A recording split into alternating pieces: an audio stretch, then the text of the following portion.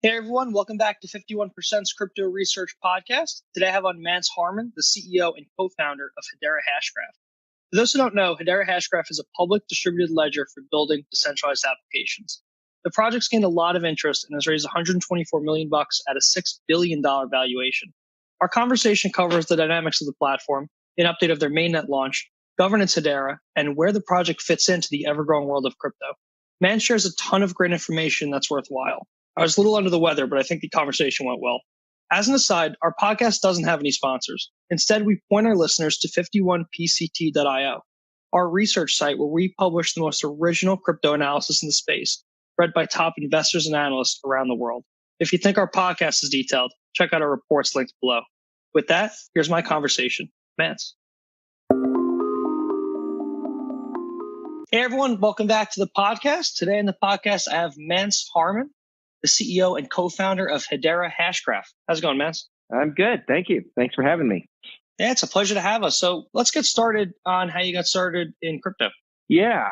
Well, so I was working as the head of labs and architecture for an identity company, Ping Identity, back in 2013, 2014 timeframe. And of course, there are a lot of identity applications associated with blockchain, and we decided to take a look.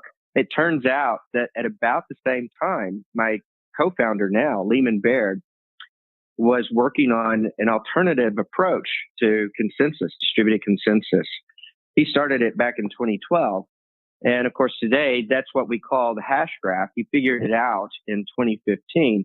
And we just happened to be working on the same things at about the same time, recognized the value that Hashgraph, brought to the table, and decided to commercialize it. So Lehman and I, just by the way, Lehman and I have been working together for a really long time, way before the 2012, 2013 timeframe. We started working together in 1993, and we were working for the Air Force senior scientist for machine intelligence, doing basic research in machine learning. And then we both taught computer science at the Air Force Academy. And then I managed a big software program for the Missile Defense Agency. And he went off to do other things for the Air Force. And we decided ultimately to become entrepreneurs. And so we've started two previous companies in the space of identity and access management and sold both of those. And he was just trying to solve this really hard math problem of how to have distributed consensus that's secure, fundamentally secure at scale. And as I've already said, he started working on that in 2012, worked for years to try and solve that problem, and had a breakthrough in 2015. And we decided to commercialize it. And here we are, almost 4 years later now. That's awesome. It's a great story, especially to build something with such a close friend after all those years. And just before we get into the nitty and gritty of the consensus mechanisms and everything at play here, could you just give us an overview of Hedera? And, for those who are unaware of Hedera and Hashgraph, can you just fill us in on, who would be your logical competitor here? Like, are you trying to replace Bitcoin or Ethereum or AWS, or just where you guys fit into the whole crypto world? Sure. Well, so Hashgraph as a piece of technology is a consensus algorithm. It's a substitute or alternative for blockchain. And as such, Hashgraph could be used for either permissioned networks, private networks that, would compete. Well, I wouldn't even necessarily say it would compete with Hyperledger or Corda or EEA, because those are larger platforms that use underlying consensus algorithms. We could plug into those platforms with Hashgraph and improve them in various ways. And Hashgraph can also, of course, be used to create a public network, and that's what Hedera is. So Hedera is an organization that is going to market with a public distributed ledger that is built on top of the Hashgraph consensus algorithm. And so in terms of competitors, Hedera, it's not really competitive necessarily with Bitcoin, although Hedera will have a cryptocurrency. It already does. The mainnet is live today. It's functional today. And so there is a cryptocurrency associated with Hedera, but it's much broader than that. In addition to cryptocurrency, there is file storage, distributed file storage, and then a smart contracts engine, which is support for Solidity scripts directly. And so if you were to say who is our competition, it would be less Bitcoin and more in line with those platforms that have smart contract engines and are trying to, provide a general purpose platform for creating arbitrary distributed applications. That's awesome. That's so where we you live. guys basically you can be used for private or public chains based on your consensus algorithm. That's pretty interesting. So you guys are like a level down the stack from where we all generally talk about. I guess my question there then is, do you envision Hashgraph being used more for private or more for public use cases, or are you kind of indifferent at this point? I think part of our competitive advantage, is that we have Hashgraph that can be used for both. And actually, we started a company called Swirlds back in 2015. So before there was Hedera, there was Swirlds. And Swirlds built the first platform using Hashgraph, the first implementation of Hashgraph, and went to market with that on a limited basis with some private permission network customers. And when we got enough traction there and enough maturity in the platform, we then decided to go ahead and sort of execute phase 2, that being Hedera and the public network. But in my opinion, the future is not public or private. It's absolutely hybrid.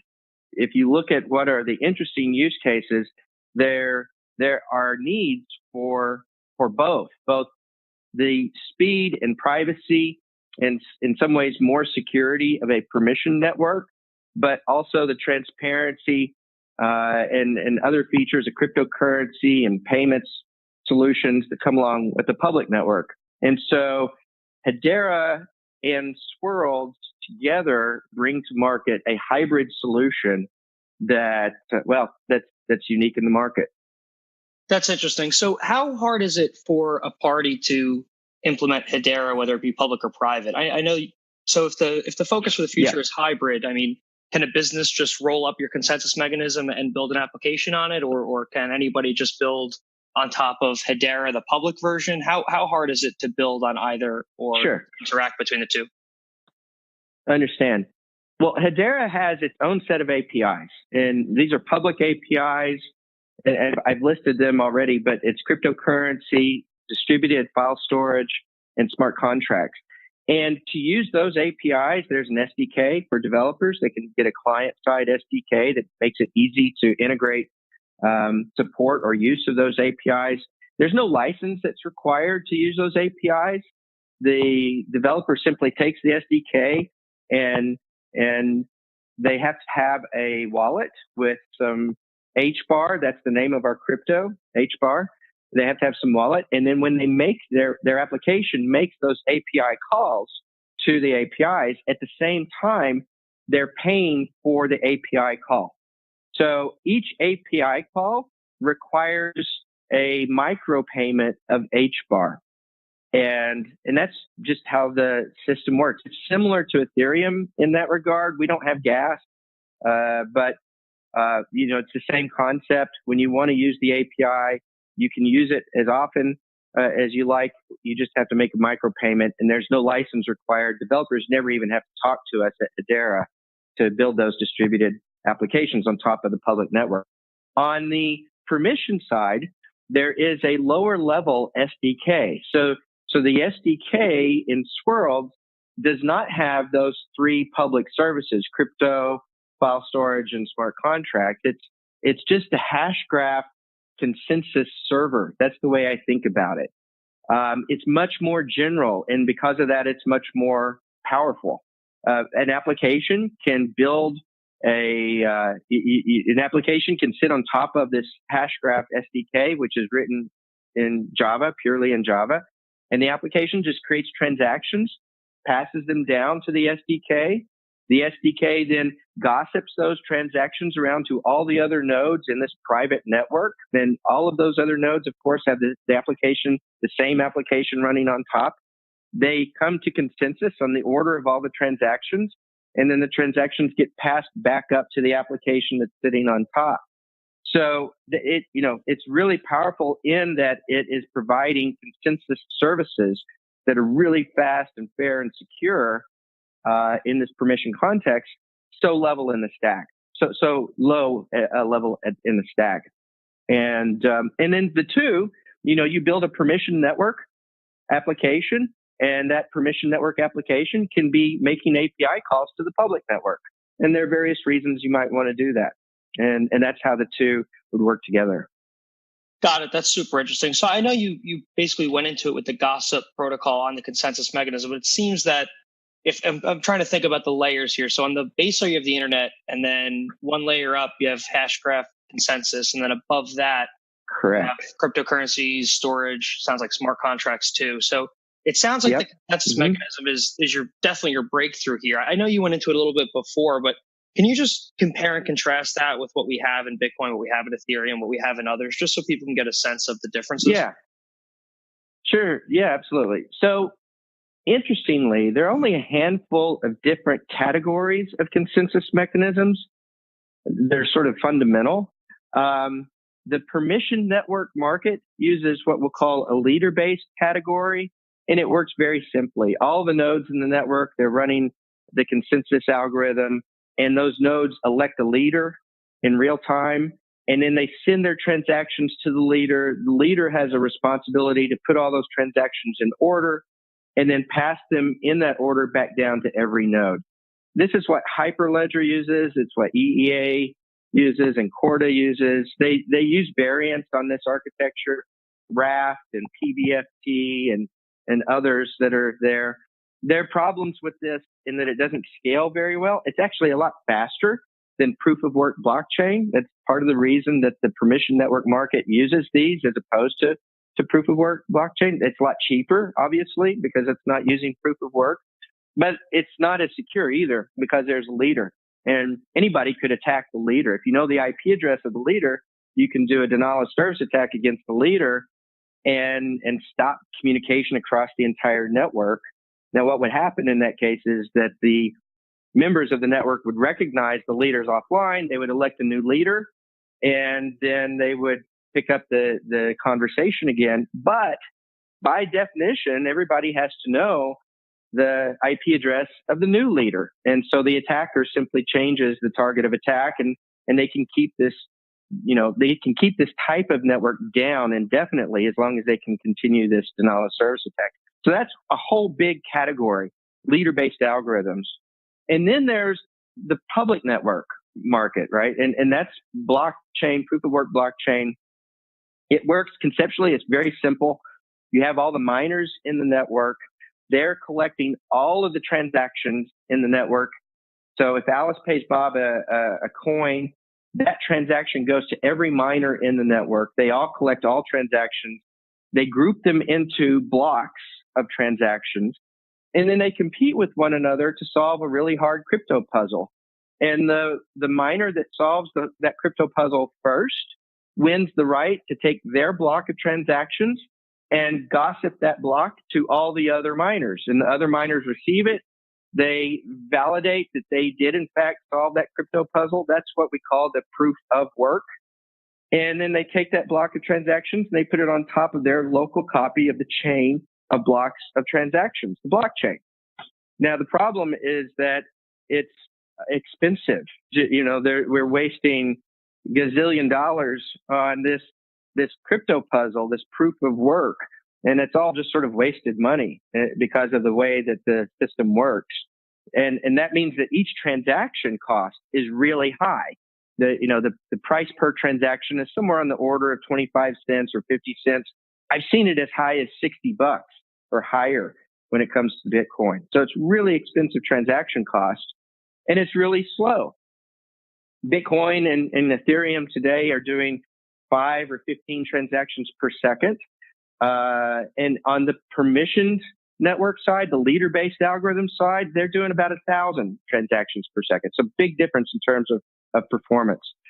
So the market has responded. If you look at what Ethereum is doing and what some of the other hybrid solutions are doing, they understand the problems with the public network consensus algorithms, and they've responded by trying to create sort of an economy-based approach where all the members of the network are given a set of incentives, financial incentives to behave in a certain way. And without going into the detail, the important thing here is that if you create these policies or this set of financial incentives in the right way, then what you hope is that the network will come to an agreement on which blocks go on top of the chain and which blocks don't. And that you do this without the proof of work. It's just these policies, this financial incentives are going to drive the market to adopt certain blocks and not others. The problem is that you can't prove anything about the security of the network. It's based on an economic model that's very complicated. It's sort of like saying, is there a way to get the best mathematicians in the world into a room and ask them to write a math proof that guarantees that the stock market will never crash again? And the answer, of course, is no. And the reason is because that economy is a very complex system. It's chaotic, and it's so complex that nobody can think about writing a math proof that proves that the stock market will never crash again. Well, these economy-based solutions that the market is exploring have all the same problems. That you can't, that fundamentally, that what you want to be able to prove is that a single participant in the network, I'm not going to call them a miner, we'll just call them a node because they're not mining in the same way that you mine Bitcoins. But these nodes, you want to prove that it's not possible for a single bad actor or even a group of bad actors can prevent the network from functioning correctly. You want to formally prove that with math, and you can't do that. And so you got all kinds of problems on the economy-based side. So this leads us now to... Sorry, man. That's super interesting. Keep going on that, please. No. So that leads us to sort of Hashgraph. How do you solve that problem? How do you build an algorithm that has the math proofs that guarantee that even a third, up to a third of the members of the network can be evil and colluding with one another to prevent the network from coming to consensus? They won't be able to do it, right? You can guarantee that the network will continue to function appropriately, even in the face of that. Turns out, if you go back about 30 years, there is a category of consensus algorithms that we'll just call pure voting-based algorithms. And again, conceptually, it's pretty simple to understand how they work. You have all the members of the network, and they want to come to agreement on the order of transactions. And so what they'll do is cast votes. If you take two transactions, A and B, each member of the network will say, send a vote to every other member of the network that says, I vote that A goes first or B goes first. All of these votes are sent to all the members of the network. And when members receive these votes, they turn around and send a receipt or an acknowledgement that they've received it to all the other members of the network. The problem, and that works. I mean, that actually does solve the problem. If you send the votes and the receipts and the receipts of receipts and that sort of thing, you can create a consensus system that guarantees that even in the face of up to a third of the actors being evil, it will still work. And in fact, it goes beyond that. It achieves something called asynchronous Byzantine fault tolerance. And all that really means is that even if there are people attempting to do DDoS attacks, they won't be able to succeed, or it mitigates DDoS attacks in some fundamental ways in that there's no leader to attack. And these voting-based systems I'm describing, they're far more secure than the leader-based systems. They're cheaper than the proof of work systems, and they have way better security and performance than the economy-based systems. The problem with these voting-based systems is they don't scale because you have to send the votes and the receipts over the network. So as the number of the nodes grows large and the number of transactions grows large, just the bandwidth requirement to process the consensus algorithm just blows up. And so they're not practical. And for that reason, nobody uses them in big public network, at least the pure version of this in the big public networks that we have today. That problem of how do you solve the bandwidth problem was the inspiration for Hashgraph. And that's what Lehman saw. Lehman figured out how to build a pure voting-based algorithm without ever having to send votes over the network or receipts. And, some of your listeners have probably heard the terms gossip about gossip and virtual voting. And those are the answers to the problem of pure voting-based algorithms without having to cast votes. The idea is this. You have the same nodes. You have some collection of members in the network, and they need to send their transactions to every other member of the network. So remember, what we have here is basically a distributed database, or you could call it a blockchain, whatever. But every member of the network has a database of transactions or a ledger of transactions, and it's replicated across everybody. What that means is that if I create a transaction, everybody else in the network has to get a copy of that transaction to update their local ledger so that we all are seeing the same thing. We all want our ledgers to stay in sync. That's the whole point of the entire category, is that our ledgers have to stay in sync, and we all have to have identical copies of ledgers as transactions flow in. So that's the minimum bandwidth that is required. Everybody has to receive a transaction.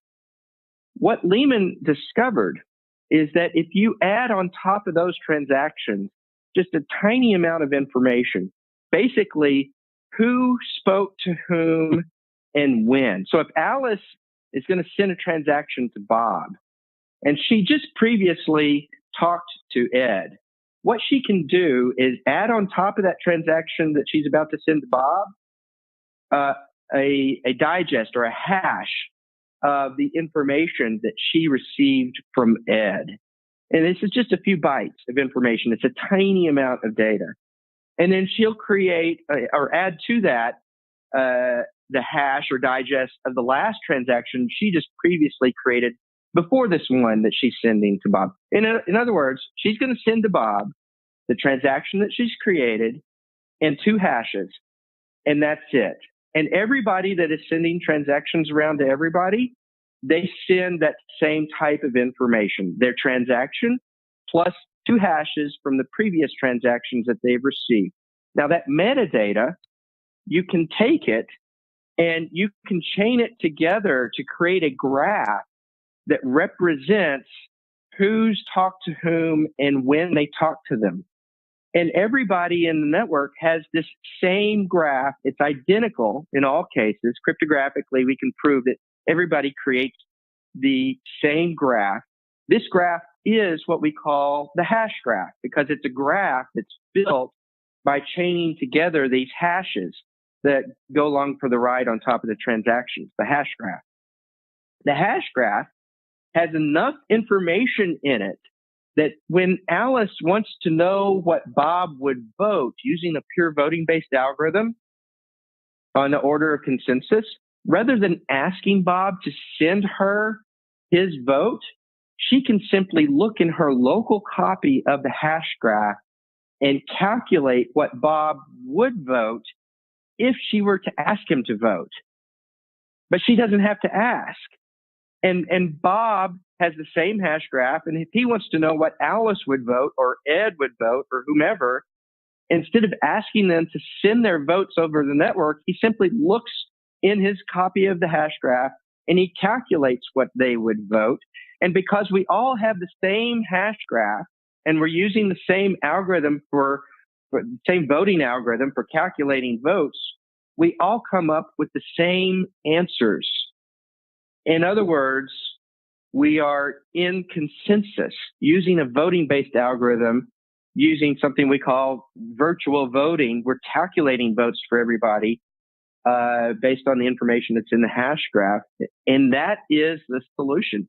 It is a consensus algorithm that achieves the very best security that's theoretically possible, asynchronous Byzantine fault tolerance.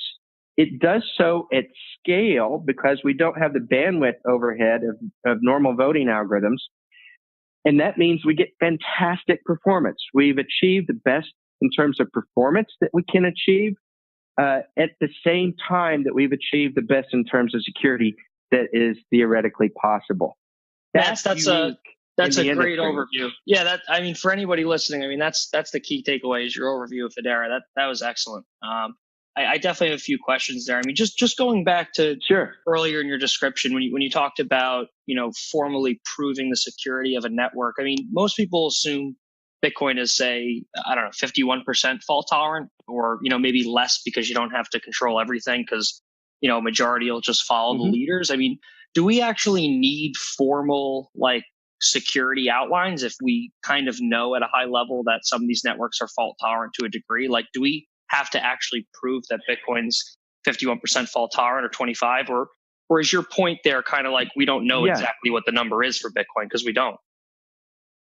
No, well, so my point is that all right, so if you assume, and I think it's a good assumption, that in 10 years, these networks are going to be processing trillions of dollars of value, then we can be guaranteed that there will be enough financial incentive there for actors to learn how to attack the networks.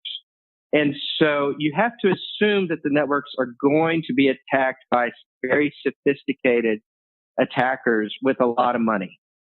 And given that assumption, then what you want to do when building this global infrastructure is make sure that you don't try to mitigate the problems higher up in the stack. You don't try to mitigate DDoS attacks by building, at layers 2, 3, or 4, whatever. What you want to do is eliminate the possibility of those same DDoS attacks at layer 1. In other words, in the consensus algorithm itself. If you get the math right first, then the infrastructure that you build is fundamentally more secure than it would be otherwise. And so that's the main distinction here. The theoretical achievement in achieving asynchronous Byzantine fault tolerance at scale is more important than just we've achieved a cool piece of technology. We've achieved something cool from a theoretical perspective. It's important because in the future, when there's an attack on a permission or a public network that brings down the network for 10 hours and enterprises around the world are losing millions of dollars as a result, then they're going to care. They may not care today because nobody's yet built enterprise applications on top of these public networks. But if you look at DDoS attacks that have happened in recent years, that bring down Netflix and YouTube and, some of these other major properties, well, a lot of money was lost. And so if you can eliminate the possibility of some of those categories of attack first at a math level, then you've got a solid foundation to build upon. And so that's what we've done. We started from first principles and said, let's build the most secure platform that can be built. It's an enterprise grade platform. Enterprises will care about that. And if they don't care about it today, they will care about it when they see the first DDoS attack, or first attack, that results in successful double spins, et cetera. So let's make it enterprise grade from the get-go. And that's been our philosophy. And Mance, is there a set, I know Bitcoin isn't actually 51% fault tolerant because you could spend less money to, mess with the network for a shorter time period. I'm just wondering, are you throwing out any specific percentages on how secure the network will be on Hedera or on Hashgraph? Yeah, well, we're different. We're fundamentally different in terms of the security. So first off, there is no real 51% level of security. I mean, theoretically, the best that one can do is a third. If anybody can have a third of the nodes being evil, then that third of the nodes can execute some types of attack to prevent the network from functioning properly, or to steal money, or various, sort of subtle ways of attacking the network. Even Bitcoin. So Bitcoin is not BFT at all, not Byzantine fault tolerant at all. People do talk about this 51% attack, but if you could, just hypothetically, if a government were to fork or partition the Bitcoin network, then there are ways of attacking Bitcoin that will be successful, that require less than having 51% of the nodes in the network being evil or colluding. So, the math is just math, and a lot of people don't understand it, but a third is the magic number, and you can't do better than that. That's interesting. It's just, going back to your longer description earlier, you also talked about the leader issue with, private or consortium blockchains run on Hyperledger, AWS, et cetera. A lot of the companies I've spoken to basically say that the tech is there to run blockchains on AWS, Microsoft Azure, through, Azure blockchain or AWS. But I think a lot of them run into issues on who's the one company that's going to control this and make decisions, et cetera. Could you go into right. Why that's how you guys are specifically solving that problem? Because it seems to be a pretty big problem. Yeah. No, absolutely. So it's one of the most important problems to solve, right? There's the tech piece that has to be solved, and I think we've done that in Hashgraph, the algorithm. And then there is governance and stability, and you need both. You need a stable platform that enterprises will not hard fork or split into competing platforms and cryptocurrencies, because that just creates enormous chaos in the market. So they need some guarantees that the platform won't split, and we provide that. We made a promise that we can guarantee in some fundamental ways that it won't fork differently than everything else in the market. And then if you can solve those problems of performance and security and stability, then the big problem is governance, who are making the decisions, who's behind the platform. So to answer that problem, I actually read a book years ago, about 3 or 4 years ago. I read this book called One from Many. It was written by a guy named Dee Hock. And Dee Hock was the founder of the Visa network. Before it was Visa, it was called Bank Americard. This happened back in the mid to late 60s. And in this book, he describes the process that he went through in the creation of the Visa network and how its governance model works. And he outlined those principles. And we've just adopted the same principles and applied them to this particular context. What that means for us is a council initially of up to 39 members, 39 world-class blue-chip organizations that will be the governing council for this global public network. And each of these, and we specifically chosen these council members to be representative of the entire market. In other words, there are 18 sectors of the market that we're wanting to have representation from. This is not a bunch of banks. There'll be a couple of banks, maybe, on the council, but we're not talking about a bunch of banks. We're talking about banks. We're talking about tech giants. We're talking about telcos and insurance companies and retail and global law firms.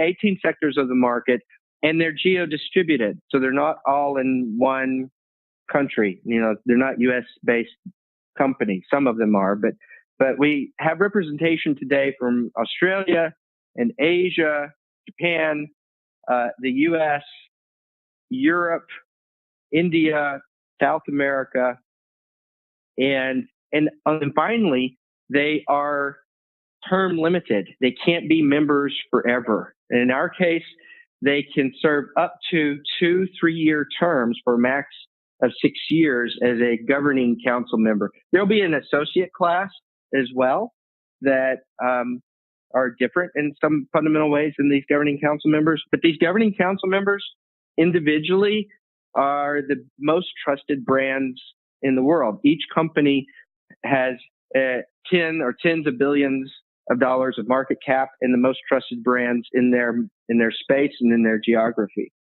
Now, that's interesting. Going into that though, I know you guys. I know we're diving into governance here, and you guys have the Hashgraph Council with the 39 organizations. I mean, I guess the two questions there are: what control does these council members actually have? Because I don't think it's consensus on the network. Yeah. It's more of changes to the platform. And I guess the other question there is, do you guys get any pushback for basically deciding who these 39 council members are? Because it's not that many entities at the end of the day. No, right. So a couple of thoughts. One, well, in terms of what they actually govern, they actually control Treasury. When we release or go what we call open availability, when we achieve open availability, and all that means technically is that people will be able to create accounts on the network, on the mainnet, without getting permission from us to do so. So when we are at OA, we're only releasing a very small fraction of the number of tokens into the market.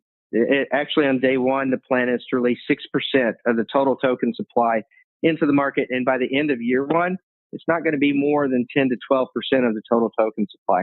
Well, what that means is that the rest of the tokens are sitting in Treasury, the Hedera Treasury. And these 39 actually govern the release of the tokens from the Treasury into the market. That's one of the functions that they would perform, one of the votes that they would make. But then we have subcommittees. There's a tech steering committee, there's a legal and regulatory committee, coordinated marketing, audit, et cetera. And these subcommittees will have membership from the 39 and they will provide oversight of the different business functions and operations of the business. It's very much like a board level oversight function. And so the goal had been to do really two things: tap into what is it that the market on a global scale across all industries cares about in terms of a global public ledger. And I think that we're getting that kind of representation from this organization. And at the same time, tap into these world-class organizations for guidance and oversight and wisdom in the creation of what we hope and expect to become a 100-year company. And, a company that's around for 100 years that's providing this next layer of the internet. And so that's what the council is there for. And at a high level anyway, how we intend for it to work.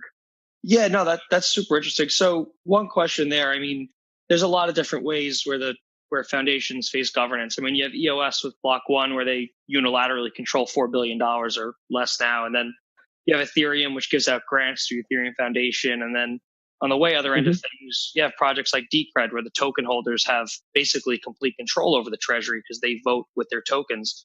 I think having an organizational structure is novel and it's great for you guys because you actually have a coordinated way to spend funds. I guess my only question though is, do you ever question whether or not it might be better to give the token holders a say on this council, or do you think it's better to give large enterprises a say because they have more money to throw around? Well, holding a lot of tokens doesn't mean that you necessarily are going to make good business decisions or the right decisions for the network. That doesn't mean that you won't, but just having a lot of money and owning a lot of tokens doesn't necessarily mean you're the right person or the person that's qualified to be making the decisions. In every part of the business, so for example, in the tech steering committee, we're pulling in expertise from tech giants that know something about building global platforms. In legal and regulatory, we're pulling in expertise from global law firms because that's what they do, right? And so when it comes to finance, same sort of thing. We're looking to the financial institutions and global economists that know something about the dynamics of what happens when you set pricing for the services of the platform and what effect that pricing is going to have on the value of the token and what effect the rates that you pay the nodes in the network for the work that they do, what effect that's going to have on the value of the token. These are all really complex decisions. And what we want are experts that help us make those decisions in each of their respective areas. So that's not to say that we're ignoring the desires and requirements coming from the market, just the opposite, right? Our goal has been to have a broad overview of what those requirements are, vertical by vertical by vertical. And that's part of the reason that we structured the organization the way that we have. But, so, I mean, that's our philosophy behind this. We want the very best expertise helping in every part of the company. Man, so on the optimistic side of things, a lot of proof of stake systems or delegated proof of stake systems, basically they lead with the fact that you can have a smaller subset make decisions. And to do that, everybody's tokens, you can delegate who you want to vote, who you want to place your votes with. Basically, you could just follow somebody else. And a lot of the selling points there are, you could follow an expert to vote your tokens on certain areas. But my question there has always been, who exactly is the expert? So you guys are basically saying, we have 39 experts in various fields. They can make decisions based on this, and you guys don't have to worry about picking the experts yourselves. Well, sort of. Yeah. I mean, I would say it's sort of that way. It's sort of like this. Would you really want the population of the United States to be able to vote on monetary policy? And I think the answer is no. That's crazy. I mean, that's the reason that we have a Federal Reserve system and that people are employed full time to do nothing but figure out what the right monetary policy should be for the U.S. dollar. It's the difference between a direct democracy and a representative democracy, and you could take it, keep going down that direction, and you get to a dictator, or an authoritarian type of governance system. And so an authoritarian system, you get a lot more efficiencies, and it can work out well. I mean, there's no reason to believe that the dictator is doing anything malicious, but it's also really easy to corrupt them. It's the easiest way to corrupt them. There's only one person necessarily that you have to corrupt or bribe or whatever. In a pure democracy, you get the least, or you get the most resistance to corruption. But a pure democracy is not good in making really complex decisions. And in a sort of representative or a council type of governance system, then what you have is in some ways the best of both. You have a governing council that are experts in their respective areas that are making very complex decisions on part of this global network and business. And you, because of how we've chosen them, they should be resistant to corruption and, have the benefits of a democracy. That's the thought behind it. That's interesting. That's great to hear, man. Thanks for the color there. And let's just move on a little bit. I want to talk about your developer community and on your mainnet launch. So I'm just wondering, how the mainnet launch is going and how your developer community is growing at this point. So the mainnet launch has been going well. We actually launched the mainnet on August 7th. That was in the very first version of it. Lehman and I went back to a particular Starbucks in Austin, Texas, actually Cedar Park, a suburb, where we'd spent many hours in 2012, 13, 14, 15 working on the algorithm and talking about it. And we went back to that Starbucks and we launched the mainnet. And so it's been active since then. We've made a number of improvements and continue to do so. We've just made it possible for the first time for people to go and create accounts on the mainnet. There is a KYC process today for anybody that wants to do that, but it's possible to go to Hedera.com and you can create an account. You go through this little KYC process and you can get some tokens and you can use those tokens to test various parts of the network in various ways and see some of the features. And in in as a response to that, we're paying tokens to those that help us do that. That's part of the way in which we're sort of distributing tokens to the developer community. It's also the case that developers that want to build product today can create test nets. They can work with us to create a test net, and the SDK for the APIs have been published.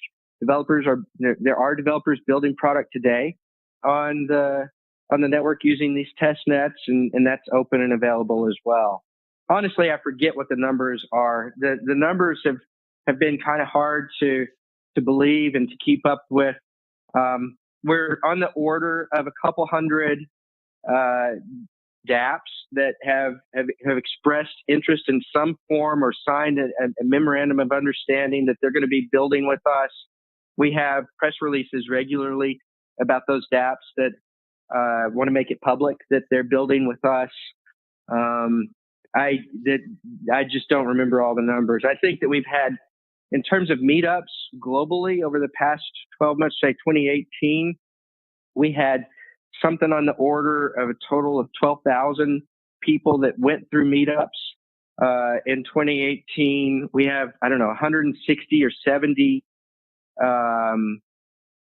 ambassadors around the world in 80 or 90 cities, something along those lines.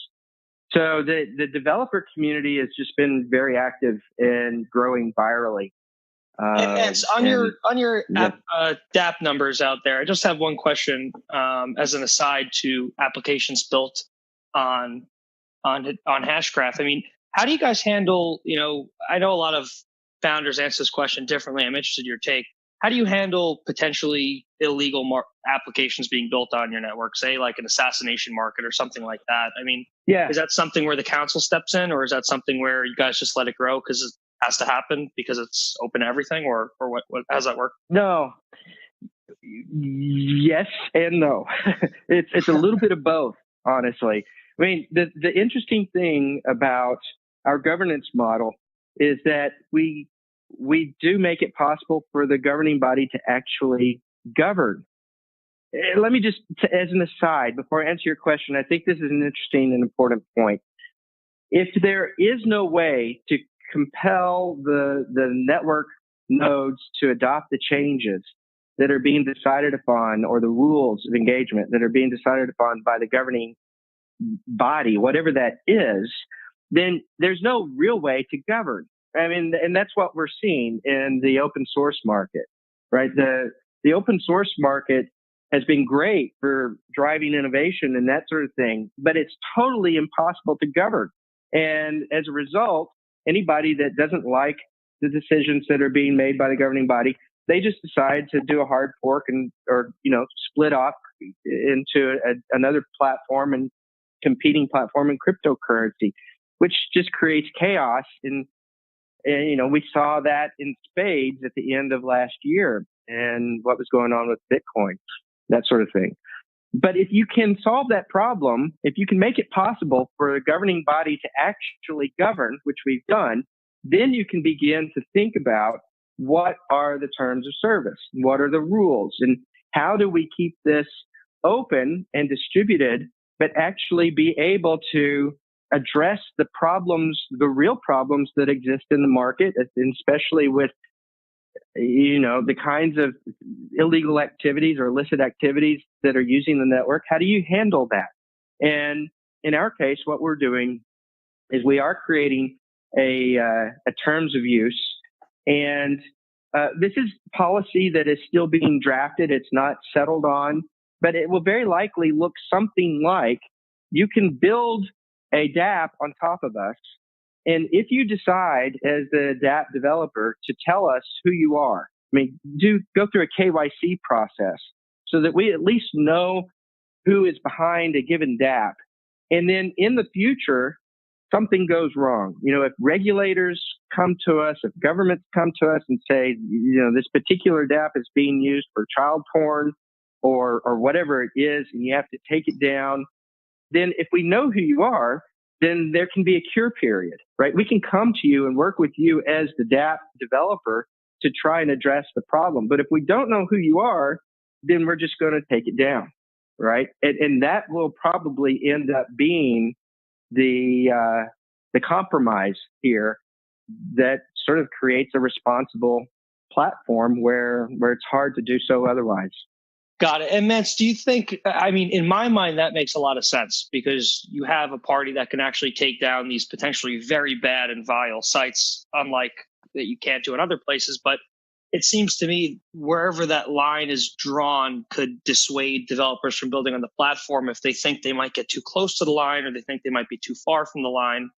I mean, Yep. Do you think that we have to have very strict wording in your constitution you're going to build out? Because I think historically it's very hard to enforce a constitution that's not in code like we've seen with EOS. Yeah. Well, I mean, in our case, there are some things that we can do technically that others can't. So for example, if we're talking about file storage, distributed file storage, it's Byzantine. And what that, in our case, what we've built is a Byzantine file system. And what that means is that we can prove that if somebody stores a file, we can prove to them that the file actually has been stored.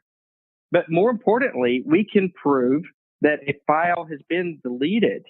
And this is important if we're talking about right to be forgotten issues in GDPR, right? And other related privacy issues. We can't prove, I mean, if a file gets stored and is child porn and somebody pulls it up on their monitor and takes a picture of it, of course we can't prove that that's been deleted. But what we can prove sufficiently well that it could be taken to a court of law, we can prove that the files themselves have been deleted from all the nodes in the network. And so we can say, and this would extend to smart contracts as well. We can do some things that are similar to that in terms of smart contracts. So we have some mechanisms and some technology that makes it possible to actually govern and regulate in a responsible way and provide a terms of use or terms of service policy that is more defined than what you could do otherwise. And so, like I said, it's a work in progress, but developers, when they read it, they'll at least know what the rules are. Look, if there are some developers that don't want to use us because we have these kinds of terms of service, then they're probably not building things we would want on the network anyway, right? What we're looking for here as a company that is it's the mainstream enterprise platform, and real enterprises aren't going to object to what we put in policy here. That's interesting and a great answer, Mance. Thank you. And I have some rapid fire questions for you before we go. Or not rapid fire, but hopefully just faster questions for you. So I'm just wondering at a high level, going back to the consortium and cloud question, do you guys envision that you'll be faster and cheaper than, say, AWS or Microsoft Azure, or is that not the specific focus here?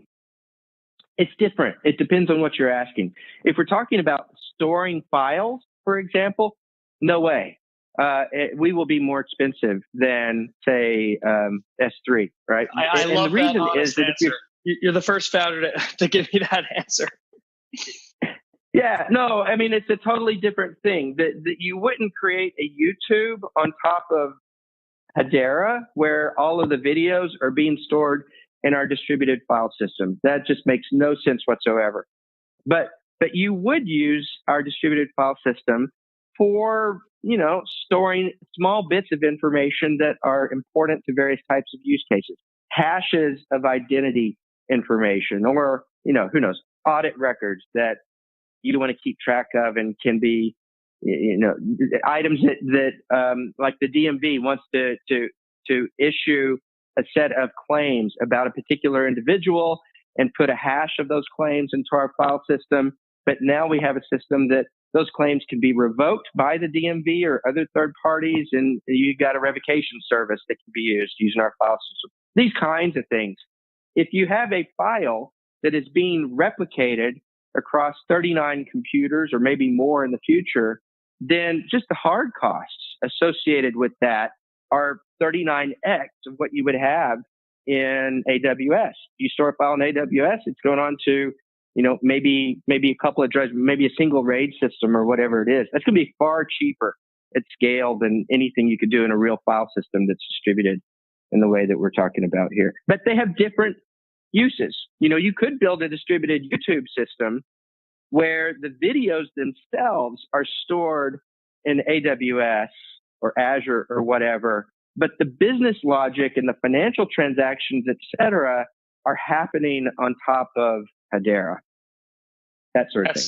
That's interesting. And Mance, another question for you. I know you guys have a lot of patents, or your associated company has patents. I mean, how do you connect, having patents with being an open source company? How does that work for you guys? Well, no, first off, we're not open source. We are, this goes back to the ability to govern. I fundamentally don't believe you can be pure open source and have any real type of governance that prevents the network from hard forking and splitting. And if you don't have the stability in the network, then you're never going to get the big enterprise applications running, the mission critical applications or the applications that are responsible for real revenue. They're never going to build on an unstable platform. So what we've tried to do is provide a platform that has some of the features of open source, specifically open review. The code base itself with version 1 of the platform will be open for public review. So every line of source code, people will be able to review, and there'll be transparency in what we're building. I think that's really important for trust, right? We want the market to know that we're not building backdoors or whatever into the code base. So there'll be open review. There's no requirement to talk to us to license. You don't have to get a license to use the Hedera platform. So it's in that way, it's just like Ethereum. But because it's patented, we can guarantee that the platform itself will not fork, and that's just required to take this whole category mainstream. That's how we're using the patent. So, Mance, I always like the idea of not being able to fork in ways of public blockchains that back assets with monetary value. But how do you circle that up with, say, like Linux? Like, how would you compare the ability to be open source or the ability to not fork with like open successful systems like Linux? Do you think that this is just different and it's more of a hybrid approach? I do. I think it's different in that when you combine a cryptocurrency with open source, sort of the dynamics of the project fundamentally change. And I think we've seen that over and over and over again. The stakes are really high for any enterprise application. So let me give you an example. If you have a public network that is being used today, it's being adopted, and let's say there's a company that builds they put a security token.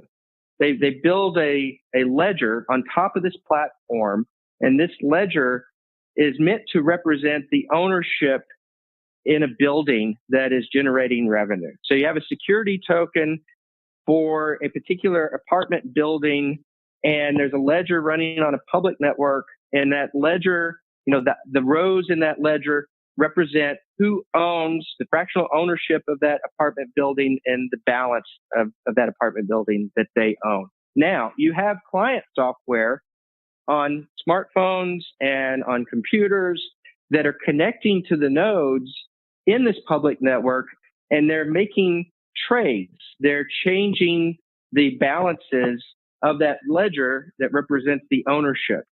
Now, think about what happens when that ledger, that public network, hard forks. The state of that ledger, not just that one, but every application that's running on that public network, they get hard forked as well. In other words, that application, now there are two ledgers running on two different networks, and some of the nodes in the original network have gone to the second network. You've got client software out in the market that is connecting to nodes, and now they're confused. Which is the official ledger and which is not? And transactions continue to be made, and you have two different ledgers that are divergent. There is no official ledger that represents the ownership of this apartment building. this is just chaos, right? And this is the reason, part of the reason that mainstream markets, mainstream enterprise developers haven't adopted the public networks because of this fundamental problem. So you have to eliminate the possibility. So Mance, is it like, just zooming out here, I mean, is the argument kind of like Linux is great for building applications, but they could all be separate, whereas Hashgraph, all of these systems have to be linked, so they all have to follow the same rules. So it's fundamentally different. It is. It's sort of like this. If you were to take Linux and create a hosted version of Linux on a global scale, sort of an AWS based on Linux, and now developers are building enterprise applications on this hosted Linux, and all of a sudden this version of Linux forks, but their applications fork with it, then you've got the same problem. But nobody's doing that with Linux, right? But people are doing that with these public platforms that have a cryptocurrency. And if it's a public platform that people are building enterprise applications on top of, then you have to guarantee that they're not going to fork. Got it. That's interesting. Mance, I got two more questions for you. I know you're busy. I'll let you go after. But my first question, first to last, is you guys raised $124 million, I think, in total at a $6 billion valuation. I have to ask, I mean, the valuation seems really high to me. It's triple Affinity's. It's almost a third or less than a third of Ethereum's market cap. You know, why? And you guys did this in 2018, I believe. So during basically a bear market, which was, you know, insane for you guys, phenomenal. But, you know, why do you guys need $124 million? It seems like a ton of money for me to build this out. Oh, well, so 124 million actually isn't. Believe it or not, it's not a ton of money.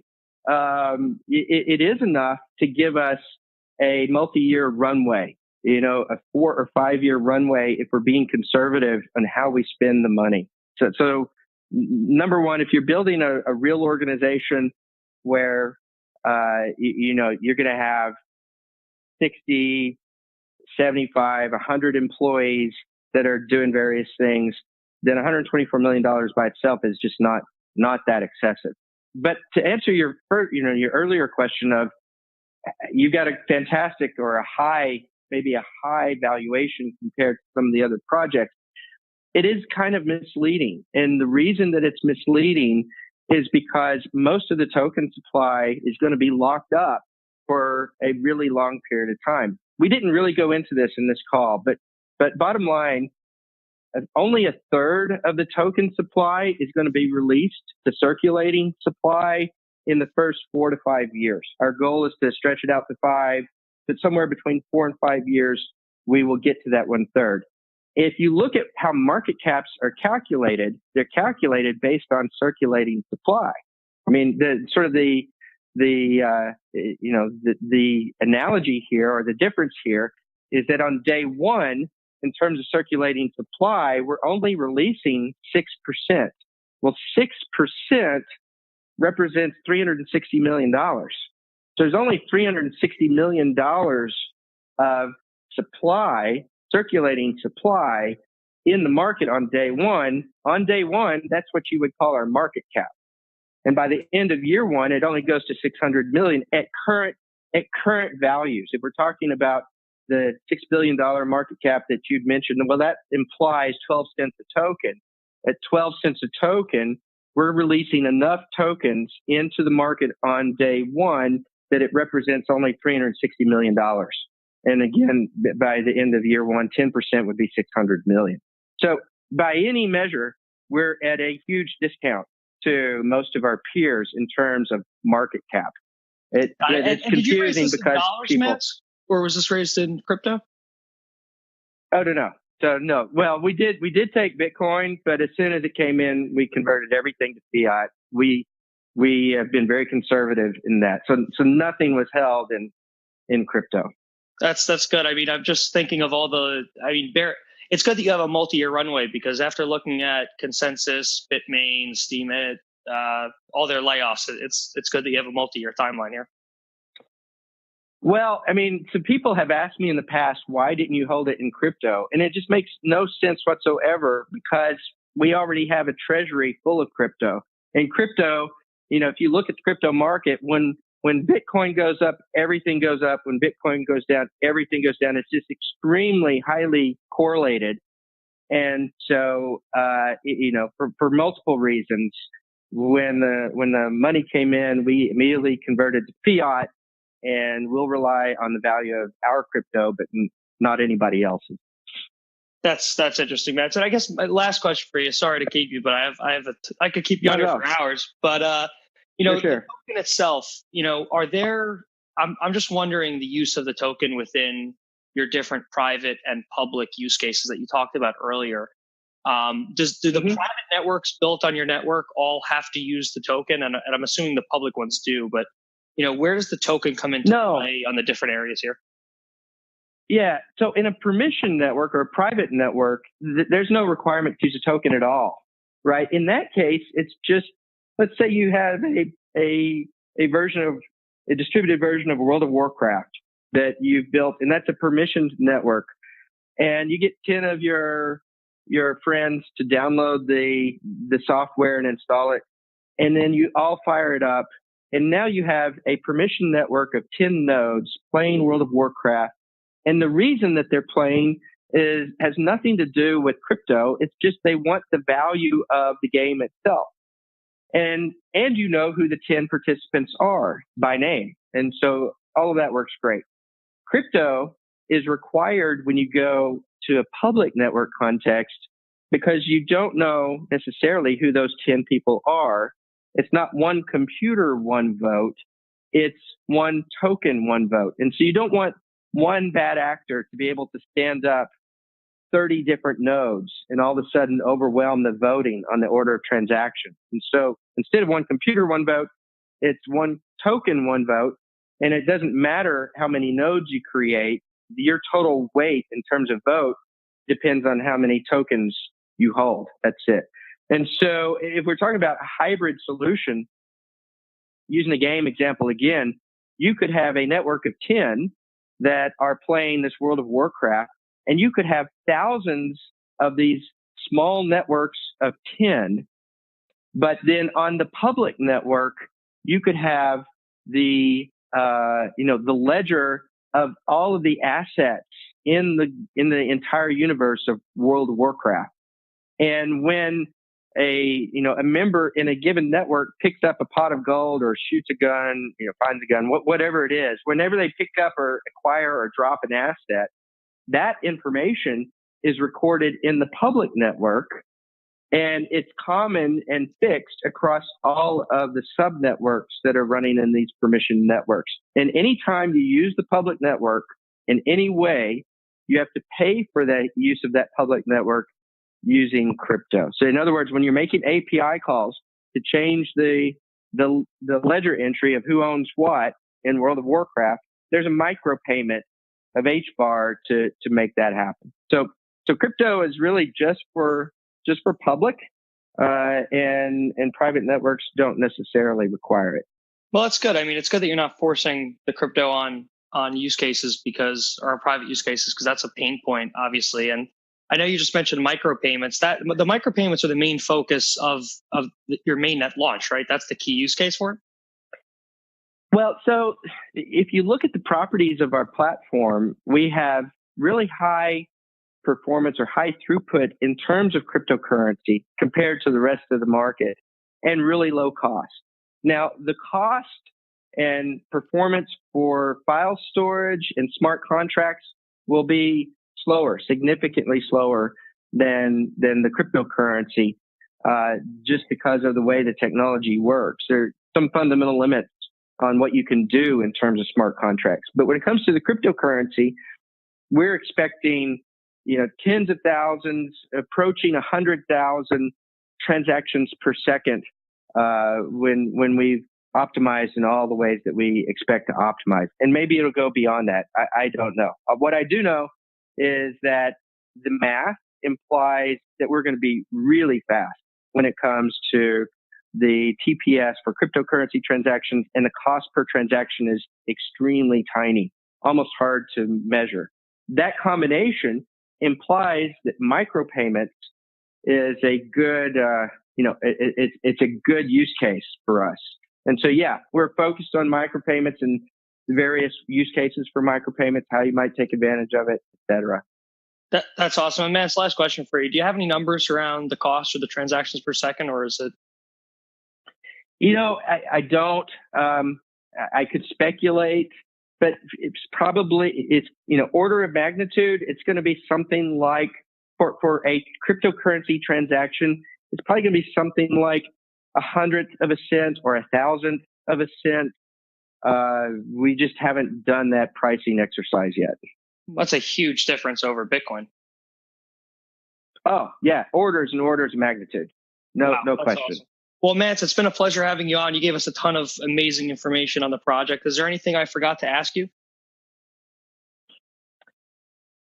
I don't know. We covered a lot of ground. There's nothing immediately that comes to mind. Yeah. That's awesome. Well, Mance, where can people learn more about you or follow the project?